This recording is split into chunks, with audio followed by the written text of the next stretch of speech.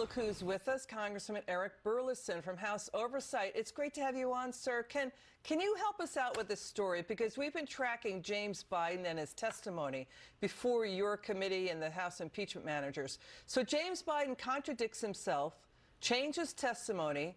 He first claimed it was not part of Hunter Biden's $5 million business deal with China's energy conglomerate CEFC. But then did he admit he was after you guys showed him the documents, showed him the receipts, showed his signature? Yeah, he said that he had forgot that he had signed that document. You know, if he wasn't involved, then how did he know, as he claimed, that they were not involved with the Chinese Communist Party, that this Chinese energy company wasn't connected to the Chinese Communist Party, only to find out that Hunter Biden had at one point said that Yi was the protege of President Xi of China. So there's a lot of contradictory statements that have occurred. And at the end of the day, the facts contradict a lot of what James Biden told us. You know, questions are still swirling over how the Biden family got very rich selling the, quote, Joe Biden brand.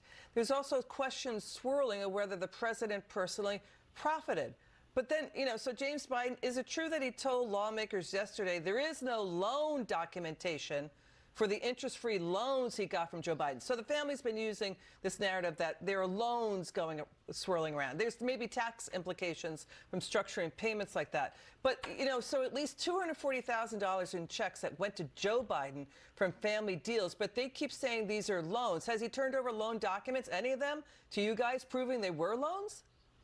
No, and he claims that there weren't any loan documents. He also claimed that he didn't know which fund that the money originated from. So when he claimed that he received money from Joe Biden originally, and those funds he was attempting to repay, he didn't know where he received the funds from, because he had an arrangement with the law firm that had access to Joe Biden's personal bank accounts and his business accounts. And I'm not sure even Joe Biden knew that the money was flowing in and out of his business and personal bank accounts. So let me back up. And that, to me, go ahead. Finish your thought. Go ahead. That, to me, is what sets up this entire narrative, which is that at the end of the day, the money was flowing back and forth. There really was no line of demarcation between Joe Biden's expenses, his bank accounts, and those of his brother and that of Hunter.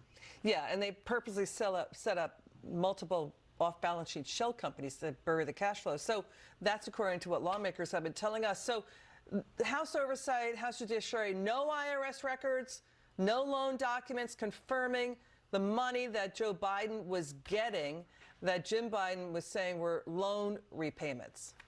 No documents for supporting what they're saying. No, there's no documentation. And, you know, and also James Biden, the way in which he describes what he was providing to these foreign entities is really acting as a foreign agent.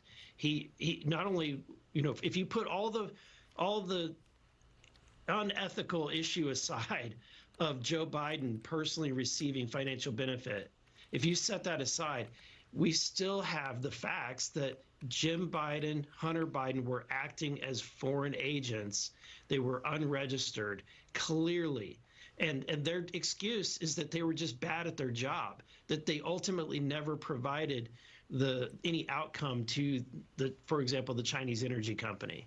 You know what's really striking here, Congressman? You bring up the foreign agent violating foreign lobbying laws. They didn't register as foreign agents when they were taking in money from Kazakhstan, Romania, China, Russia. So this was happening at the same time that then Vice President Biden was accusing General Michael Flynn of violating foreign lobbying laws when he talked to a foreign official. But this was going on at the same time. Final word. Yeah, and they sent Paul Manafort to jail for it, for the exact same thing.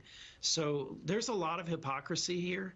And at the end of the day, the American people see right through this. When Joe Biden's personally benefiting, when his family's personally benefiting, it doesn't matter what you call it. At the end of the day, it's a pay-for-play scheme. Got it. Congressman Burlison, thanks for joining us tonight. It's good to see you.